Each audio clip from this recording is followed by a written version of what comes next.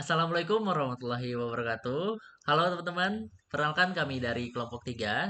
Pada kesempatan kali ini kami akan menjelaskan materi tentang region based segmentation menggunakan metode Waterside.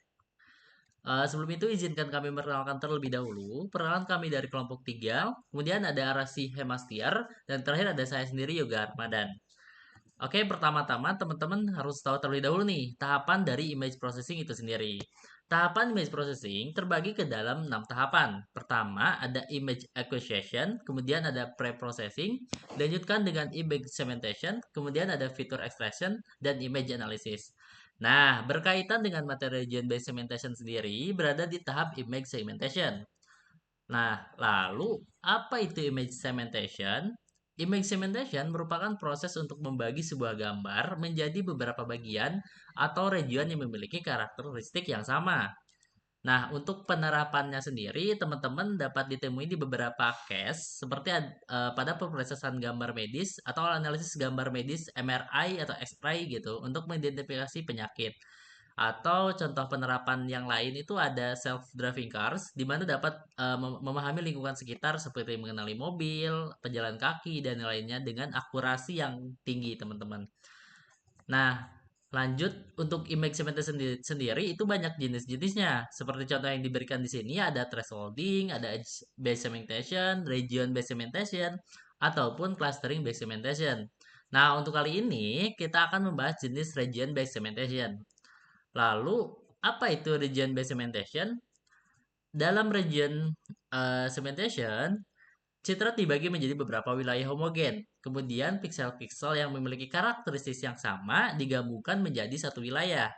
Nah, untuk region based segmentation sendiri dikaderkan menjadi dua strategi utama, yaitu region growing dan region merging.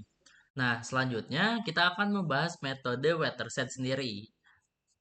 Oke. Next, nah sekarang kita akan membahas metode watershed. Metode watershed sendiri terinspirasi oleh cara air mengalir di landscape topografi.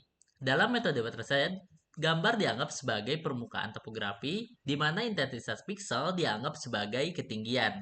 Nah, konsep dasar dari metode ini adalah mengubah citra menjadi topografi, di mana piksel dengan nilai intensitas paling tinggi akan membentuk puncak dan piksel dengan nilai intensitas yang rendah akan membentuk lembah.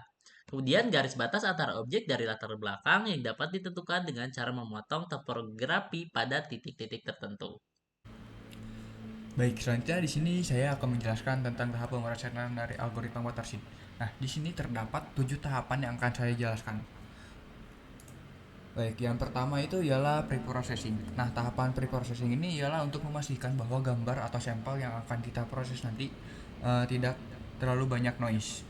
Nah, biasanya pada tahap preprocessing ini kita akan mengimplementasikan seperti filtering, penajaman gambar, atau smoothing. Nah, selanjutnya kita akan menentukan gradient.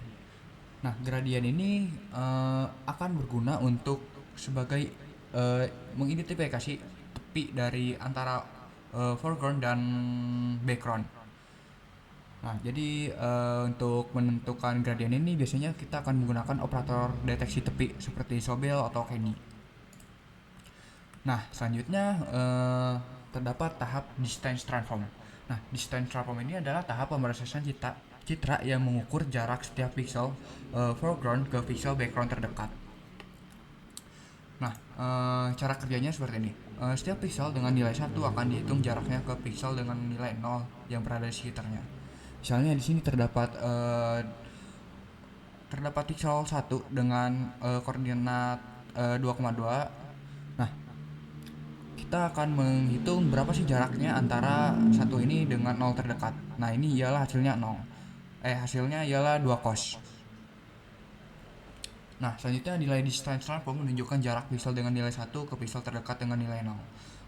Nah, selanjutnya di sini pixel dengan nilai 0 sendiri memiliki nilai distance transform 0 karena jaraknya ke diri sendiri ialah 0. Selanjutnya terakhir di sini ialah pixel dengan nilai 1 memiliki distance transform yang menunjukkan jaraknya ke pixel-pixel terdekat dengan nilai 0. Baik. Nah, di sini ialah hasil contoh implementasi dari distance transform. Nah, tahap selanjutnya ialah region minima. Region minima ialah titik atau area dalam citra yang memiliki nilai intensitas terendah dibandingkan dengan piksel sekitarnya. Nah, masing-masing region minima ini akan membagi menjadi wilayah-wilayah dalam citra dan menjadi awal titik proses flooding dalam algoritma watershed. Nah, pada proses watershed selanjutnya akan menggunakan region minima ini untuk menghitung garis watershed dan memisahkan wilayah-wilayah dalam citra menjadi wilayah-wilayah tersegmentasi yang sudah ditentukan atau yang sudah diinginkan sebelumnya. Nah, selanjutnya sementara pixel dengan nilai intensitas lebih tinggi dari wilayah region minima digunakan sebagai pembatas untuk memisahkan wilayah-wilayah lainnya. Selanjutnya ya lokal maksima. Nah, lokal maksima ialah titik atau area dalam citra yang memiliki nilai intensitas tertinggi dibandingkan dengan pixel sekitarnya. Ini biasanya disebut puncak atau medan intensitas citra. Nah, output dari lokal maksima ini akan menghasilkan marker yang akan digunakan pada langkah flooding dalam watershed. Nah, selanjutnya ialah pembentukan watershed line. Nah, watershed line ini ialah ini akan terbentuk karena konvergensi yang membentuk garis-garis watershed atau batas antara wilayah terpisah. Nah, garis watershed ini akan terbentuk di titik konvergensi di mana aliran air dari wilayah-wilayah yang dalam proses flooding tadi bertemu. Nah, garis watershed ini ialah akan memisahkan wilayah-wilayah terpisah dalam citra dan menjadi batas antara objek-objek yang berbeda. Nah, selanjutnya tahap terakhir ialah region labeling. Nah, selama proses flooding ini, setiap wilayah yang terbentuk dari titik-titik regional, minima, dan watershed marker akan diberi label atau nomor-nomor yang berbeda. Nah, garis watershed berperan sebagai pembatas antara wilayah-wilayah ini dan membantu memberi label yang tepat pada masing-masing wilayah. Implementasi sederhana untuk kode program watershed segmentation. Di sini yang pertama adalah mengimport library yang dibutuhkan. Lalu langkah yang pertama adalah memplot citra menggunakan metode imshow. Ini file yang digunakan, yaitu gambar coins. Lalu setelah mengekstrak citra, langkah yang kedua adalah melakukan preprocessing dari salah satu langkah di algoritma watershed adalah mengonversi citra menjadi grayscale. Setelah diubah menjadi grayscale, menerapkan threshold menggunakan threshold biner untuk mengubah nilai citra menjadi 0 dan 1, dan threshold output untuk menentukan ambang batas optimal dengan memaksimalkan varians antara dua kelas pixel pada gambar yang bertujuan untuk menemukan ambang batas yang meminimalkan varians kelas dan memaksimalkan varians antar kelas, sehingga secara efektif memisahkan gambar menjadi dua kelompok pixel dengan karakteristik yang berbeda. Ini hasilnya gambarnya setelah digunakan threshold. Lalu yang keempat, menghilangkan noise menggunakan morphological gradient processing. Lalu yang kelima adalah membagi background dan foreground. Pada bagian background, lakukan dilasi pada gambar biner menggunakan kernel dan iterasi sebanyak 3 kali untuk memperbesar objek putih pada gambar, mengisi lubang kecil, dan memperluas area objek. Lalu distance transform, menghitung jarak dari setiap pixel putih ke pixel hitam yang terdekat. Kalau ada foreground area, menentukan area foreground atau objek yang pasti dengan melakukan thresholding pada peta jarak. Lalu yang terakhir adalah unknown area, yaitu menentukan area yang tidak pasti dengan mengurangi foreground dari background. Ini adalah hasilnya. Lalu yang langkah kedua adalah menandai foreground. Ini merupakan langkah sebelum mengimplementasikan algoritma watershed.